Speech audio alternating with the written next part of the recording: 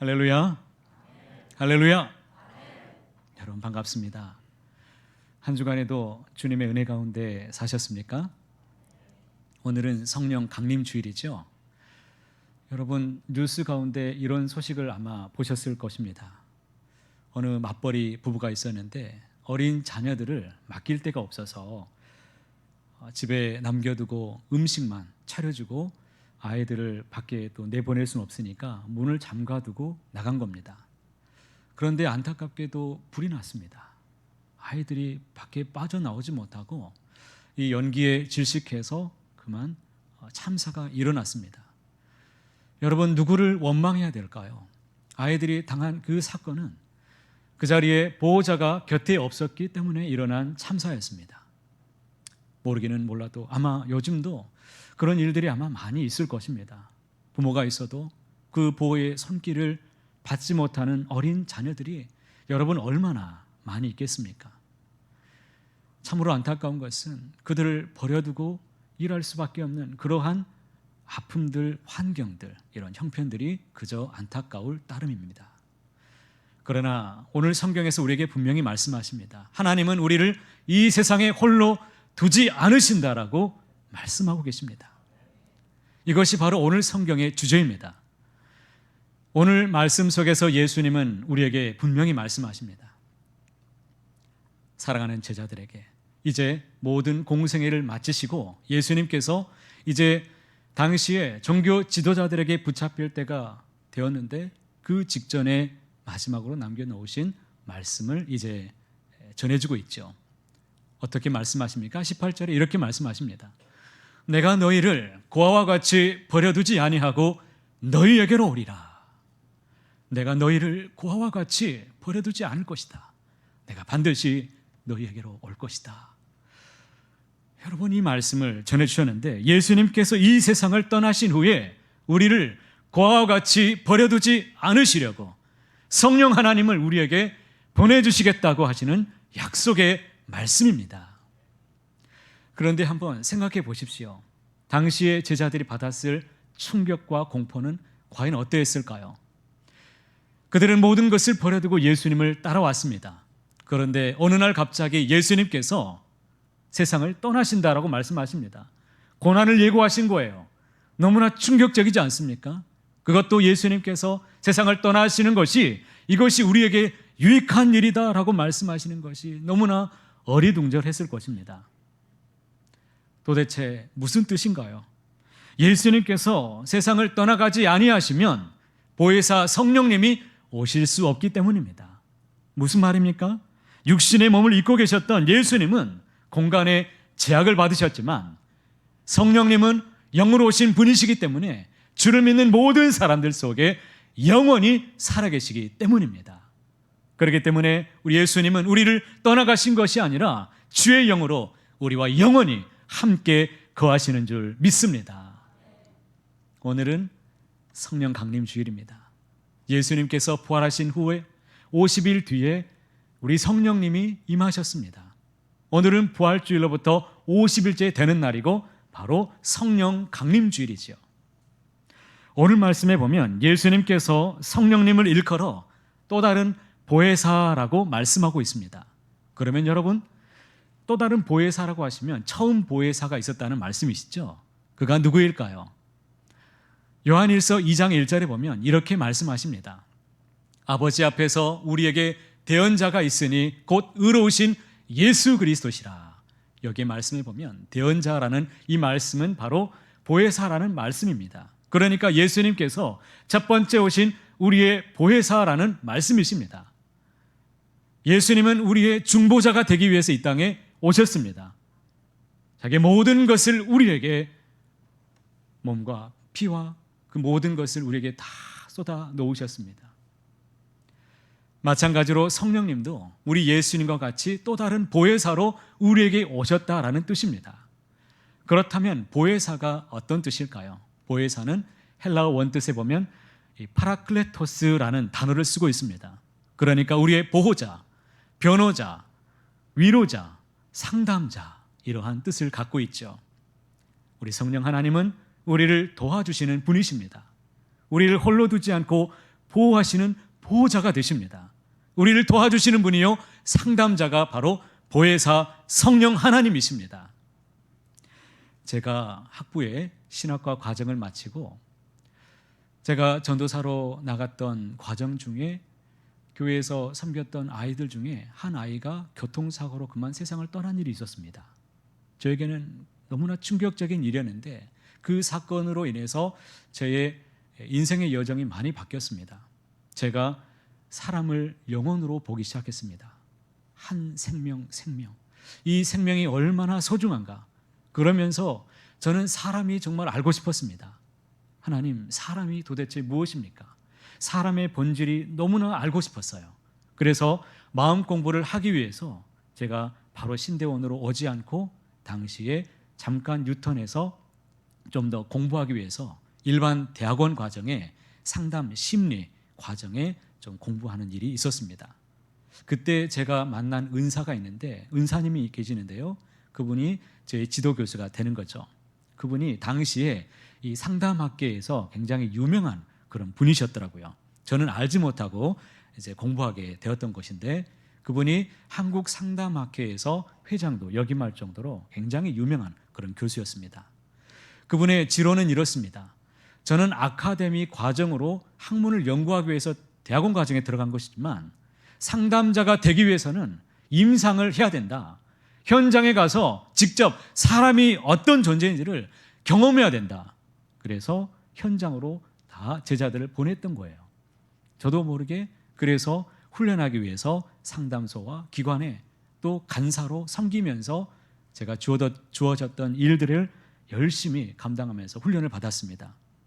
그때는 많이 힘들었지만 지금 생각해 보면 그것이 다 하나님의 인도하심이었습니다. 그 과정을 통해서 제가 많은 것을 배우고 느꼈는데 그 중에 한 가지가 무엇이냐면 사람의 존재입니다. 사람의 본질이에요.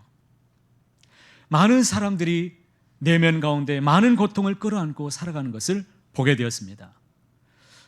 그냥 보면 정말 아무런 문제 없이 다 잘 살아가는 것처럼 보여지지만 그들의 내면 속에는 깊은 상처가 있고 그 누구도 만져줄 수 없는 그 아픔들을 끌어안고 질고의 문제 가운데 정말 살아가는 사람들을 제가 직접 눈으로 보고 또 상담도 하게 되었습니다. 그들이 상담소에 찾아온 이유가 도대체 무엇일까요? 상담사에게까지 찾아온 이유는 바로 기댈 곳이 없기 때문에, 세상 그 누구도 위로할 자가 없기 때문에, 의지할 곳 없기 때문에 마지막까지 찾아온 것이 바로 이 상담소였어요. 오히려 그들에게는 이 위기를 극복할 수 있는 자원이 그나마 있는 거죠. 누구라도 찾아와서 자기 마음이라도 하소연하고 싶었기 때문이겠죠. 그 누구에게도 의지할 곳이 없기 때문에 세상 사람들은 두려움과 어려움과 공포 속에 살아가고 있습니다. 그러나 우리에게는 누가 있습니까? 우리에게는 참된 위로자가 있습니다. 내 마음을 만져주시는, 도움을 주시는 그런 분이 계시죠. 누구이십니까? 바로 성령 하나님이 우리와 함께 하고 계시는 줄 믿으시기를 바랍니다. 그때 당시에 제가 이분들을 보면서 많이 불렀던 찬송가가 있었습니다. 찬송가 543장, 그 찬송가 제목이 뭐냐면 어려운 일 당할 때라는 찬송가인데 2절 가사가 얼마나 은혜로운지 모릅니다. 이 가사를 제가 한번 읊어보면 성령께서 내 마음 밝히 비춰주시니 인도하심 따라서 주만 의지합니다. 여러분, 내가 의지할 수 있는 대상이 있다는 것은 이것은 큰 축복이에요. 내가 의지할 수 있는 이가 있다는 것은 이것은 큰 은혜입니다. 그런데 내가 주님을 의지하게 된 것도 내 마음의 뜻이 아니죠. 누가 인도해 주셨습니까? 성령께서 내 마음을 밝히 주장해 주셔서 그 인도하심 따라서 우리가 주를 의지하게 되는 줄 믿습니다. 세월 지나갈수록 어떤 어려움이 있어도 우리가 의지할 것은 오직 예수 한 분뿐인 줄 믿습니다. 세월 지날수록 더욱 주님만을 의지하기를 소망합니다. 여러분, 이 세상에 그 누가 우리의 마음을 만져줄 수 있겠습니까? 주님이 아니고서는 그 누구도 우리의 심령에 있는 그 깊은 마음을 그 누구도 어루만져 줄 수가 없습니다. 그렇기 때문에 예수님을 만나면 우리는 인생의 모든 문제가 다 해결될 것입니다. 인생의 방황은 끝이 납니다. 좋은 교회를 만나면 신앙의 방황은 끝이 나게 되는 것이지요. 보혜사 성령님께서 우리에게 오신 것은 우리와 함께하기 위해서 우리에게 오셨습니다. 우리 안에 영원히 거하기 위해서 우리에게 오셨다는 거예요. 16절과 17절에 우리가 읽었죠. 내가 아버지께 구하겠으니 그가 또 다른 보혜사를 너희에게 주사 영원토록 너희와 함께 있게 하시리니 그는 너희와 함께 거하시며 또 너희 속에 계시겠습니다. 할렐루야. 하나님께서는 우리를 이 세상의 고아와 같이 버려두지 않기 위해서, 하나님의 자녀로 살아내도록 하기 위해서 보혜사 성령님을 우리에게 보내주셨습니다. 하나님은 우리 속에 거하고 계십니다. 하나님께서 우리 안에 거하신다는 것은 도대체 무엇을 의미하겠습니까? 하나님이 우리 안에 계시면 어떤 일이 일어나겠습니까? 로마서 8장 9절 말씀에 아주 귀한 말씀이 있습니다. 이 말씀을 우리가 함께 읽어보실까요?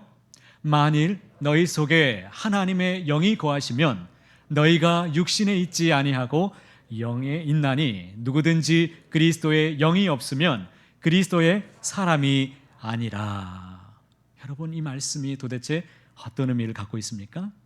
그리스도의 영, 하나님의 영, 성령님이 우리 안에 거하시게 되면 우리가 예수님을 밝히 보게 되는 것입니다.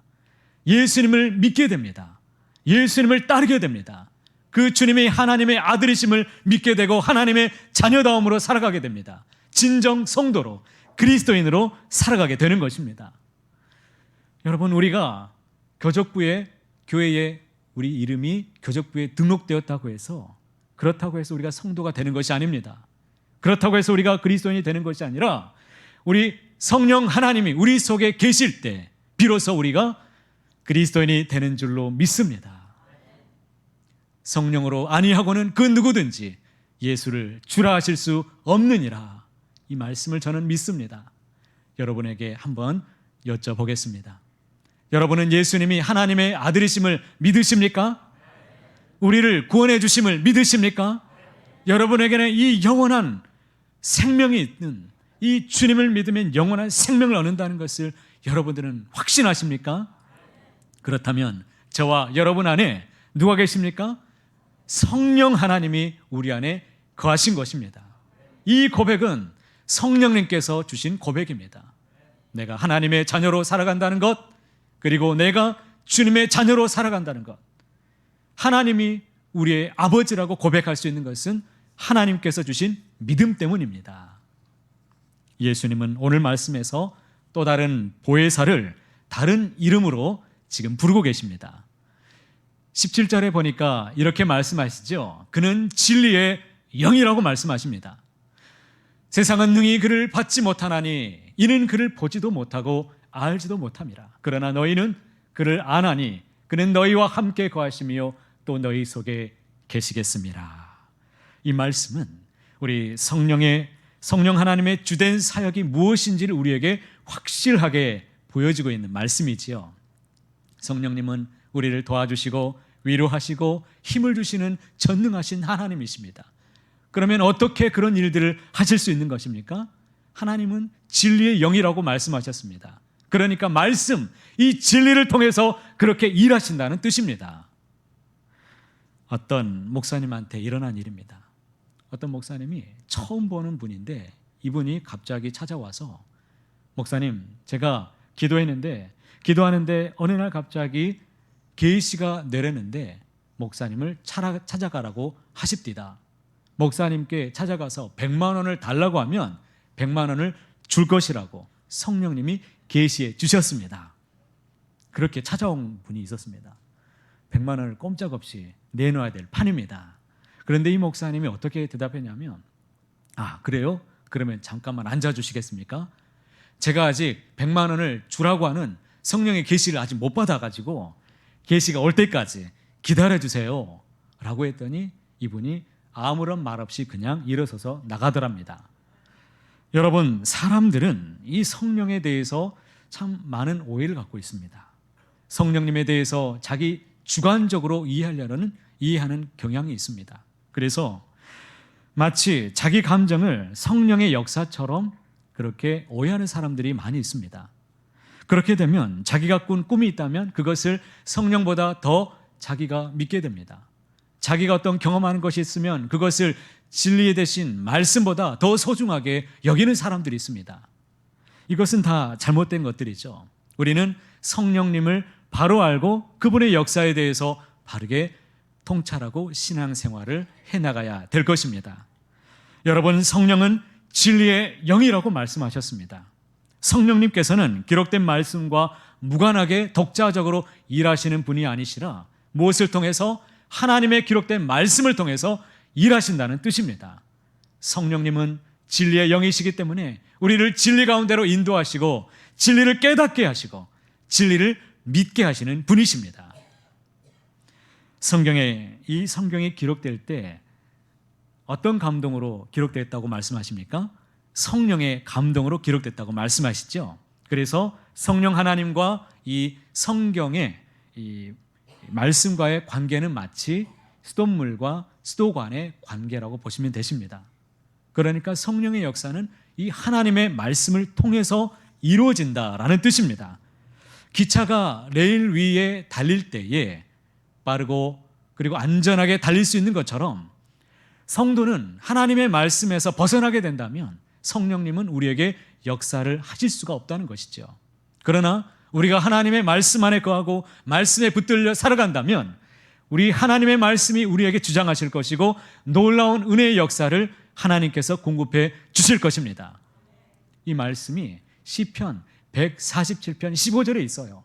말씀 읽어보실까요? 그의 명령을 땅에 보내시니 그의 말씀이 속히 달리는도다. 하나님의 말씀이 우리에게 이루어지도록 성령님은 우리의 말씀을 통해 주장하심을 꼭 기억하시기를 바랍니다. 여러분, 성령의 역사를 경험하기를 원하십니까? 그렇다면 그 진리 되신 말씀을 항상 가까이 두시기를 바랍니다. 그 말씀을 사모하십시오. 말씀을 읍조리라고 하죠. 말씀을 가까이 곁에 두시고 말씀이 길이 나도록 하십시오. 말씀을 깊이 새기면 그 말씀이 선하게 우리에게 길을 비춰 주실 것입니다. 그 위에, 그 레일 위에, 성경의 말씀 위에 하나님께서 속히 응답해 주실 것을 믿습니다. 저는 우리 교회가 이와 같이 말씀이 충만한 교회가 되기를 소망합니다. 우리 성도 한 사람 한 사람이 여기 계신 모든 분들이 진리를 깨닫고 말씀을 가까이에 두고 성령 충만한 삶을 누리고 있다는 이런 소문난 교회가 되기를 간절히 축복합니다. 축복합니다. 이 말씀을 묵상하면서 저에게 또 다른 감동이 무엇이냐면 성령 하나님은 우리를 홀로 두지 아니하시고 우리 안에 계시는데 우리를 진정 도와주시기를 원하신다는 거예요. 하나님은 우리를 가까이에서 도와주시기를 원하십니다. 로마서 8장 26절에 아주 귀한 말씀이 있습니다. 너무 유명한 말씀이지만 우리가 이 말씀을 읊조리면서 함께 읽도록 하겠습니다.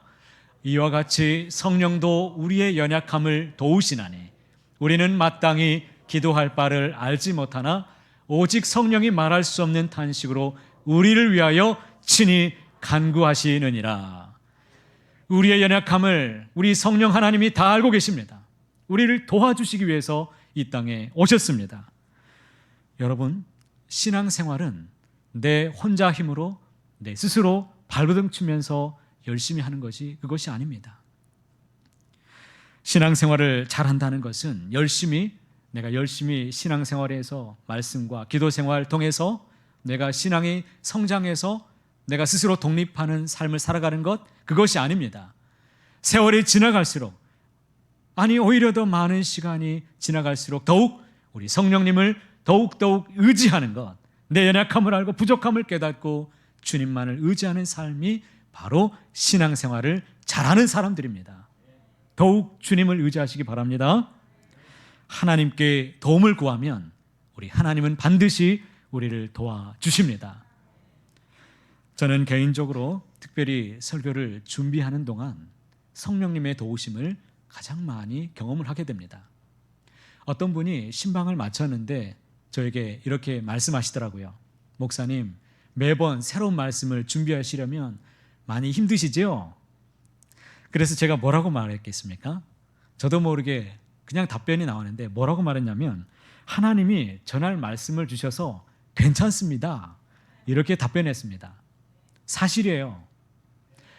보니까 저도 그렇게 답변하고 나서 깜짝 놀랐는데 제가 교육 전도사로 처음 사역지를 나가서 그리고 전임 전도사로 훈련받고 또 목사 안수를 받고 목회를 해왔던 세월을 보니까 약 24년의 세월이 흘렀더라고요.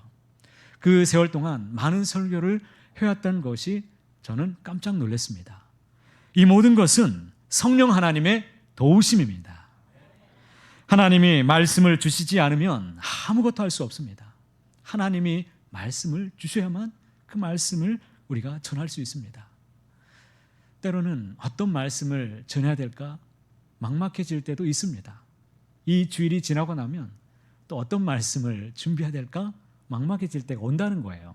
그런데 하나님께 기도 가운데 기도하면 어떤 본문 말씀을 전해야 될지 생각이 납니다. 그리고 예전에 읽었던 그 말씀 그리고 읽었던 책들도 떠올라집니다. 하나님이 몇 장 몇 절이라고 음성으로 알려주시진 않지만 저에게 감동을 주셔서 어쩔 때는 적절한 예화도 생각이 납니다. 너무 신기하지 않습니까? 모두가 다 성령 하나님의 도우심입니다. 이런 성령 하나님의 도우심으로 지금까지 설교를 준비해 왔습니다.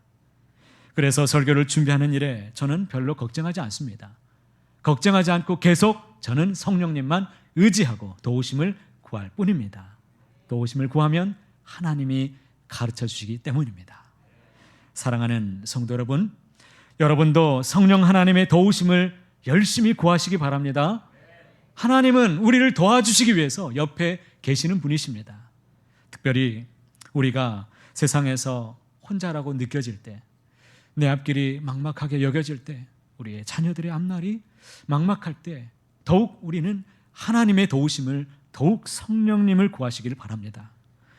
성령 강림 사건은 예수님을 따르던 제자들에게 임했던 사건입니다.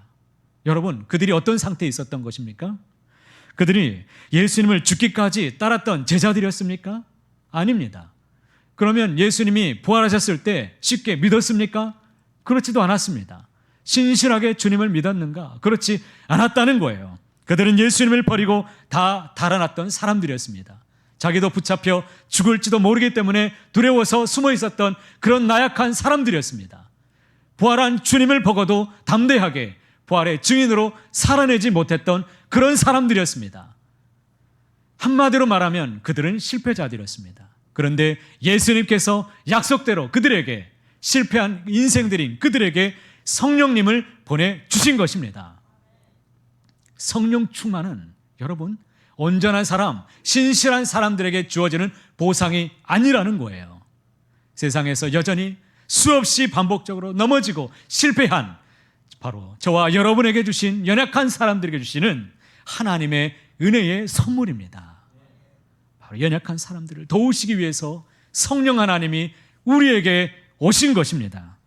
그렇기 때문에 우리는 더 이상 패배하지 않고 넘어지지 않기 위해서 항상 성령 충만함을 구하시기를 바랍니다. 이 세대를 본받지 않기 위해서, 죄악에 물들지 않기 위해서 성령 충만한 삶을 살아가야 될 것입니다. 예수님을 믿는다고 하면서 기쁨이 없는 삶이 아니라 풍성한 삶을 누리기 위해서 항상 성령 충만해야 될 것입니다. 부활의 증인으로 살기 위해서 성령 충만하시기를 축복합니다. 혹시 여러분 중에 낙심 중에 있는 분이 계십니까? 내 안에 기쁨을 잃어버린 분이 혹시 이 자리에 계십니까? 여러 가지 문제가 자꾸 나를 불안하게 하는 그런 문제들이 있습니까? 평안이 없습니까? 자꾸 관계 문제 때문에 힘이 드십니까? 예수님을 잘 믿고 싶은데 기도가 잘 되지 않습니까? 여러분, 성령님의 도우심을 구하시기를 바랍니다. 여러분, 구하실 때 꼭 이렇게 구하십시오. 성령님, 임하시옵소서. 임하시옵소서. 저에게 충만하게 거하시고 저를 다스리고 지배하여 주옵소서. 저는 연약합니다. 하나님의 도우심이 필요합니다. 저는 절망 중에 있습니다. 낙심 중에 있습니다. 제 인생의 문제를 제 스스로 해결할 수 없습니다. 응어리진 부분이 있습니다. 주님, 해결해 주시옵소서. 고쳐 주시옵소서. 충만하게 임하여 주셔서 다스려 주옵소서. 여러분, 이와 같이 구할 때 하나님이 만져주십니다. 하나님께서 치료하시고 고쳐주시고 하나님께서 온전히 회복시켜 주실 것입니다. 사랑하는 성도 여러분, 하나님은 우리를 이 땅에 결코 고아와 같이 홀로 두지 않기 위해서 우리에게 오셨습니다. 우리 한 사람 한 사람의 연약함을 그 누구보다도 더욱 잘 알고 계십니다. 우리의 마음을 만져주실 수 있는 분, 그분은 오직 성령 하나님, 주의 영으로 오신 우리 보혜사 성령님 뿐입니다. 그 하나님을 더욱 의지하십시오. 그 어떤 세월 지나도 더욱 주님 앞에 엎드리시고 의지하시고 주님이 주시는 그 믿음으로 항상 충만한 삶을 살아감으로 하나님께만 영광 올려드리는 저와 여러분이 다 되시기를 높으신 주님의 이름으로 간절히 소원합니다.